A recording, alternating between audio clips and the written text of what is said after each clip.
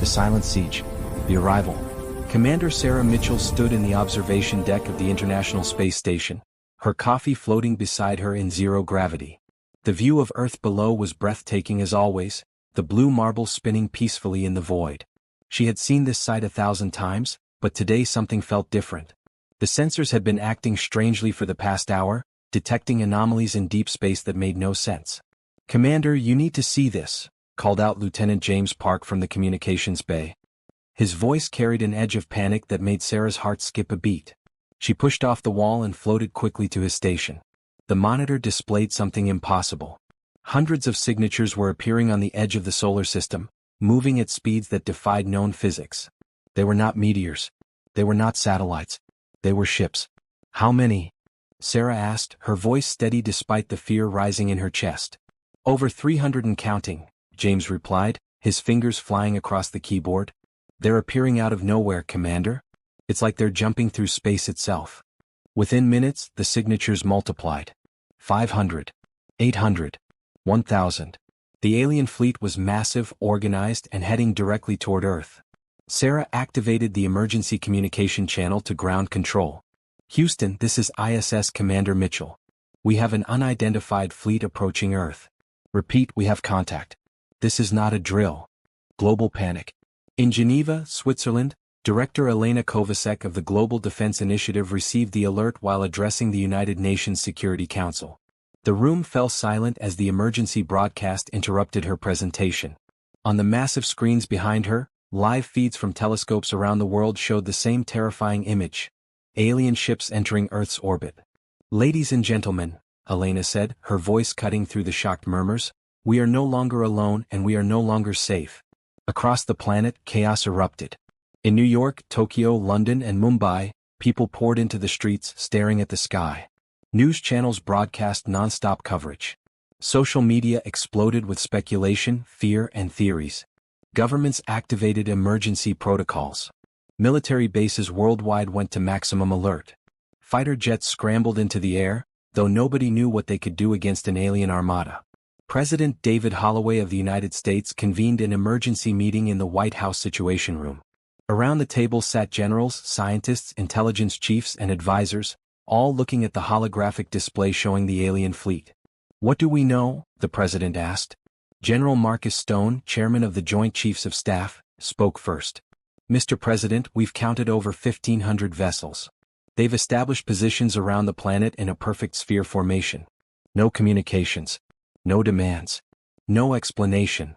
Dr. Raymond Chin, head of NASA's Advanced Research Division, added grimly, "Their technology is centuries beyond ours. Maybe millennia. We've detected energy readings that shouldn't be possible according to our understanding of physics." The quarantine. Within hours, the full extent of the alien blockade became clear. Every satellite that attempted to transmit beyond Earth's atmosphere was immediately disabled. Communication signals were jammed or redirected. Space stations found themselves isolated, unable to send or receive messages. The alien ships had created an invisible cage around the entire planet. Commander Mitchell and her crew on the ISS watched helplessly as their communication systems failed one by one. They could see the alien vessels now with the naked eye, dark shapes against the stars, pulsing with strange bioluminescent light. "We're cut off," James said quietly. "Completely isolated." On Earth, the isolation was even more profound. Astronomers pointed their telescopes outward and found nothing but the alien fleet. The stars beyond were blocked. Humanity's view of the universe had been reduced to the sphere of their prison. In Beijing, Premier Li Wei addressed his nation. "We do not know the intentions of these visitors. But we must remain calm. Our scientists are working to understand their technology. Our military stands ready to defend our home." Similar messages echoed from every capital. But beneath the official statements, terror spread. Markets crashed. Supply chains disrupted. People hoarded food and water. Religious leaders spoke of end times. Conspiracy theorists claimed vindication. Desperate measures. The military response was swift but futile. Fighter jets from multiple nations attempted to approach the alien ships. Advanced missiles were launched. Laser weapons were tested. Every attack failed spectacularly. General Stone watched from the Pentagon as a squadron of F-35 fighters approached the nearest alien vessel. The ship was enormous, roughly the size of an aircraft carrier, with a smooth organic surface that seemed to ripple like liquid metal. "Fire when ready," he ordered. The missiles streaked toward their target, their contrails bright against the dark sky. But before they could reach the alien ship, they simply stopped in midair, frozen as if time itself had halted. Then, with a flash of blue light, they disintegrated into dust. "Pull back! Pull back!" the squadron leader shouted. The jets turned away, but the alien ship responded. A beam of concentrated energy shot out, not hitting the aircraft but creating a wall of force that pushed them back toward Earth. The pilots struggled to maintain control as their planes were gently but firmly pushed away. "Our weapons are useless," General Stone reported to the president. "Their defensive technology neutralizes everything we throw at them. And they're not even fighting back. They're just blocking us." Dr. Chin reviewed the data from the failed attacks. "It's like they're playing with us, demonstrating their superiority without causing casualties. But why? What do they want?" The hidden asset. In a classified bunker 3 miles beneath the Rocky Mountains, an emergency meeting was taking place in conditions of absolute secrecy. Director Kovacsek had flown directly from Geneva to oversee the discussion personally. Around a circular table sat the world's top scientists, military strategists, and political leaders. "There is one option we haven't discussed," said Dr. Patricia Vance, director of the Advanced Defense Projects Agency. She was a woman in her 60s with silver hair and eyes that had seen too many classified secrets. "Project ZEUS." The room fell silent. Several people exchanged uncomfortable glances. President Holloway leaned forward. "I thought that project was theoretical. A contingency that would never be needed." "It was theoretical," Dr. Vance replied. 20 years ago, when the world's top minds came together after the first detection of possible extraterrestrial signals, we began development of an ultimate defense system. An artificial intelligence so advanced, so powerful, that it could coordinate humanity's entire military and technological infrastructure as a single unified force. General Stone frowned.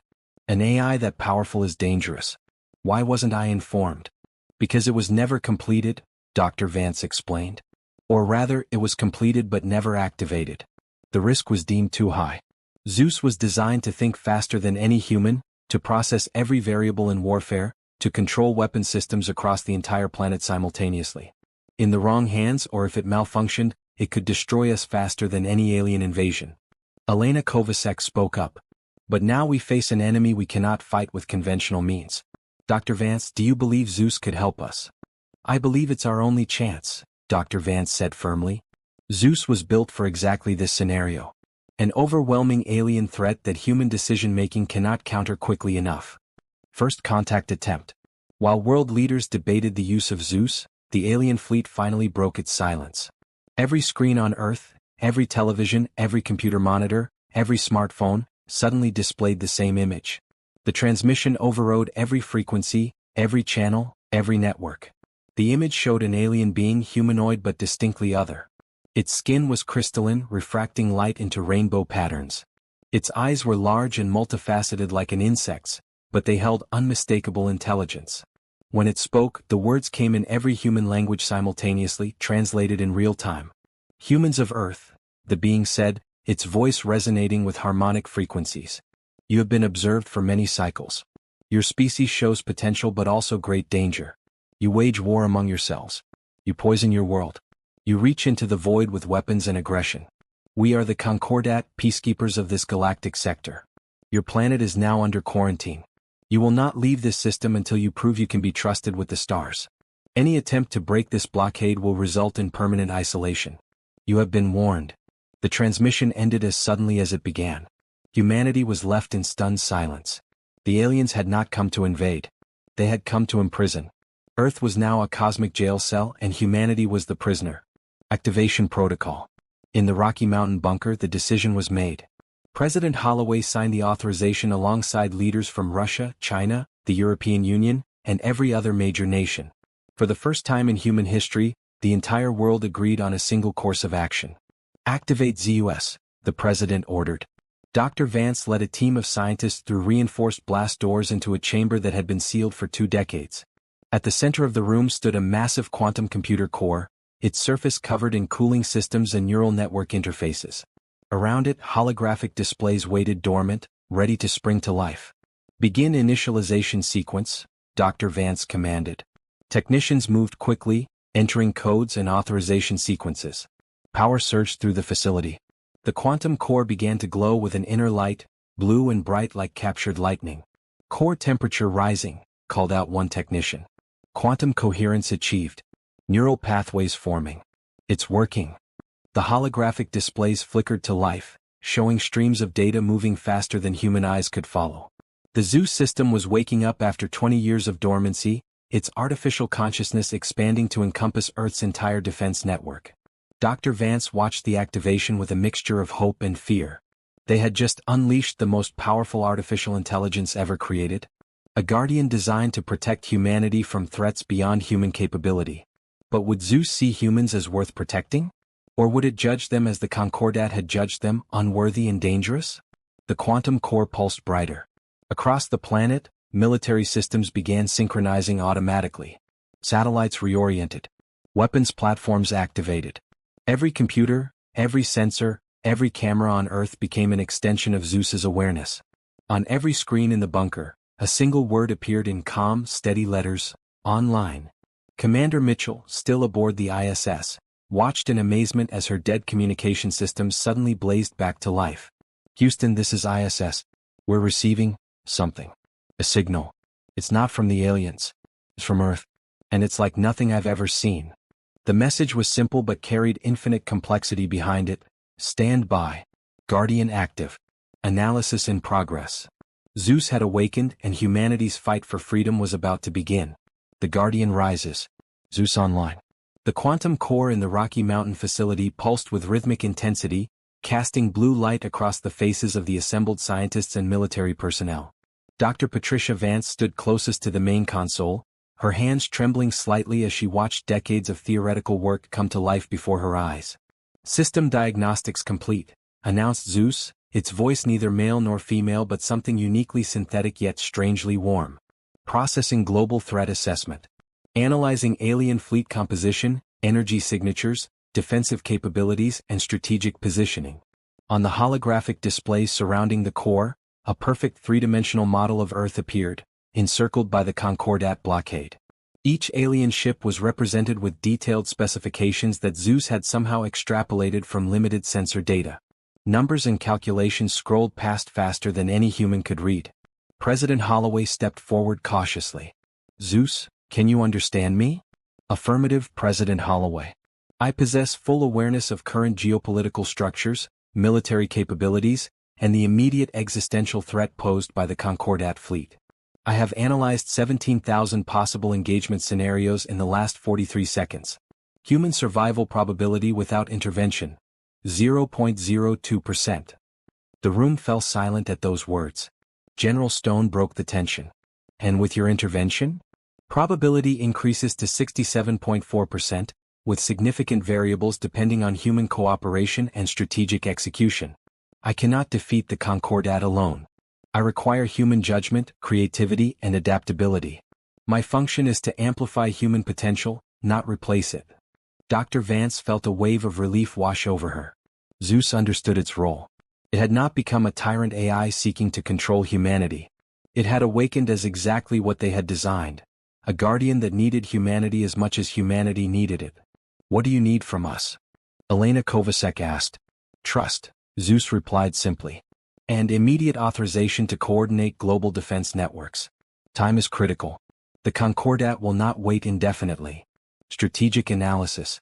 Within minutes of receiving authorization from every major nation, ZEUS began its work. Across the planet, military installations received detailed instructions. Satellites adjusted their orbits with precision. Weapons systems that had been incompatible due to different national technologies were suddenly synchronized through ZEUS's overarching architecture. Commander Mitchell aboard the ISS watched in amazement as her station's systems integrated seamlessly with something far greater. Houston, we're receiving navigation data, weapons protocols, and tactical positioning coordinates. It's like the station has become part of a larger organism. That's exactly what's happening, Commander, came the reply from Mission Control. ZEUS has networked every functional satellite, space station, and orbital platform into a unified defense grid.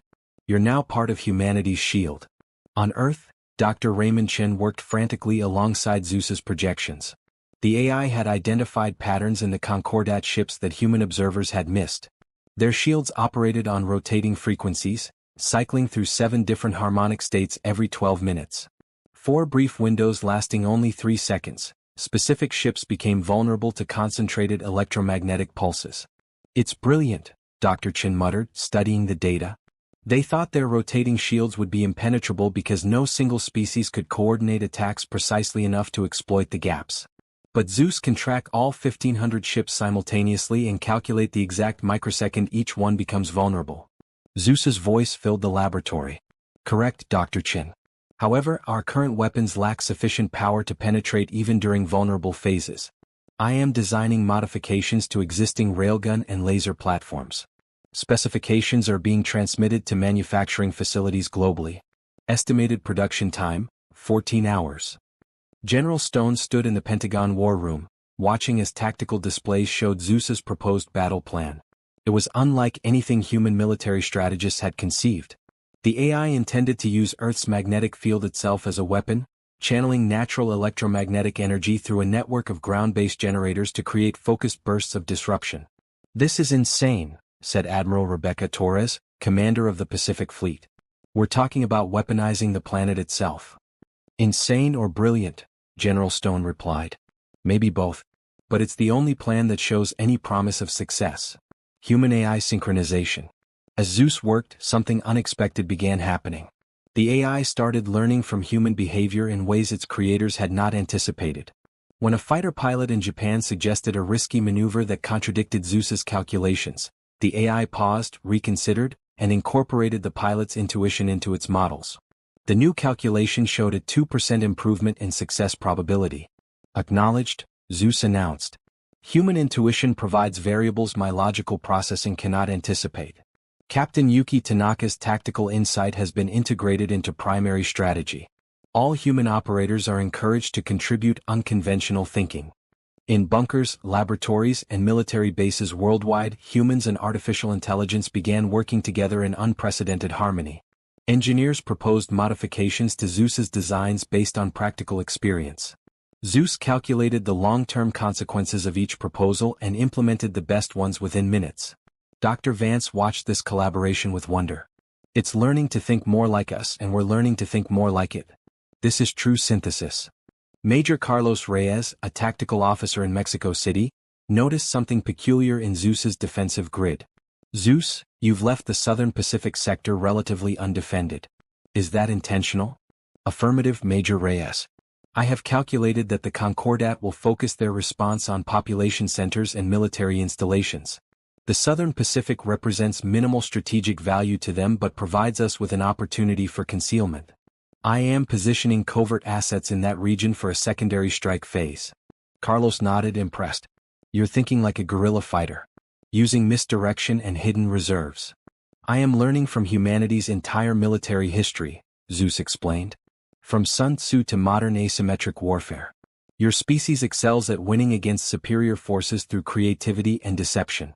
These are qualities I am incorporating into my strategic framework." Across the globe, people who had initially feared the activation of ZEUS began to see it differently. News broadcasts showed footage of the AI coordinating rescue operations in areas affected by the panic following the alien arrival. ZEUS had allocated resources not just for war but for maintaining civilian order, ensuring food distribution, and preventing humanitarian crises. "It cares about us," whispered a young girl in a shelter in Sao Paulo, watching ZEUS-coordinated drones deliver medical supplies to her neighborhood. Her mother hugged her tightly. "Maybe it does, sweetheart. Maybe it really does." The counterstrike. 14 hours after activation, ZEUS announced readiness. Every modified weapon was in place.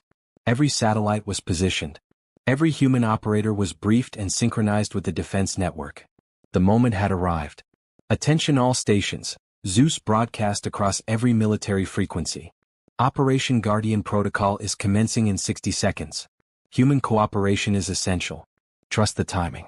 Trust each other. Trust the plan." President Holloway stood in the Situation Room, surrounded by world leaders via video link. "ZEUS, one question before we begin. Can we win?"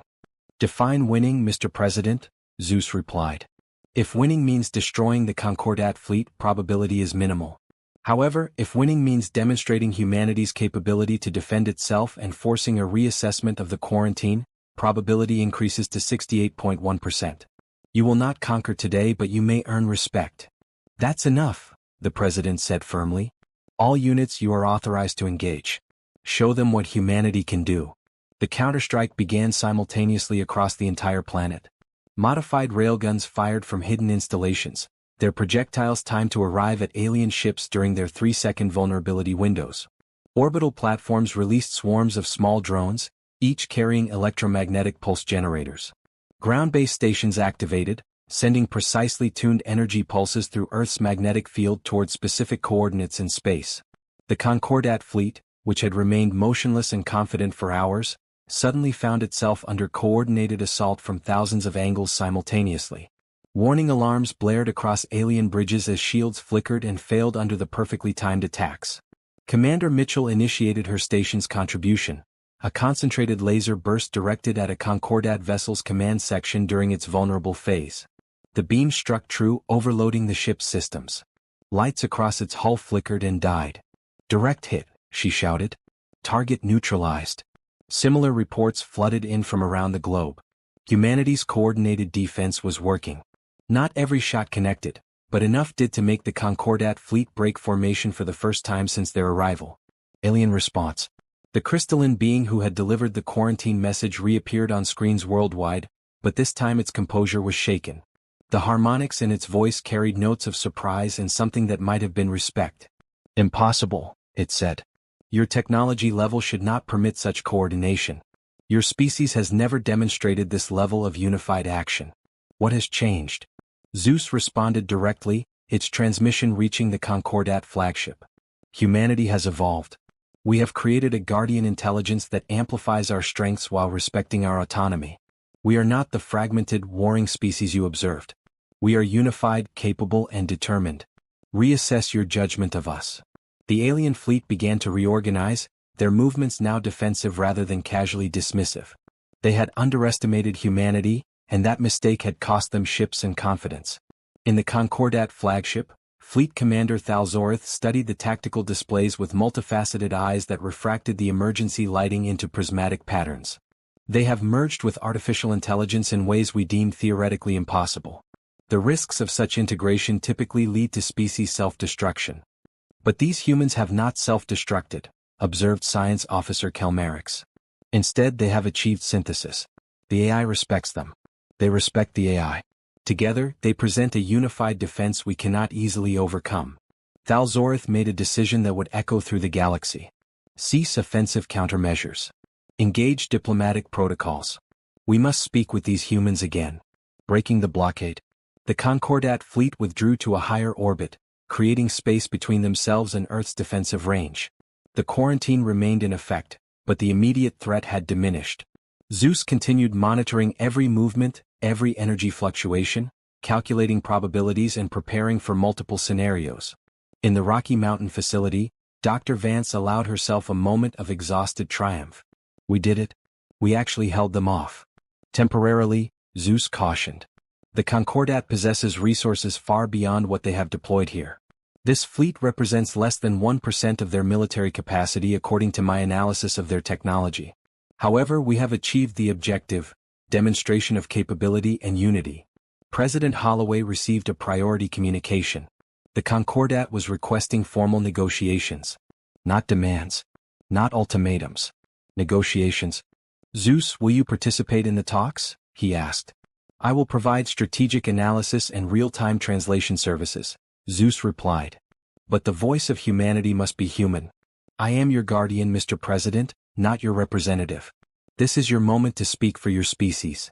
General Stone smiled despite his exhaustion. "For an AI, you understand politics pretty well." "I understand that humanity's greatest strength is not technology or intelligence," ZEUS said.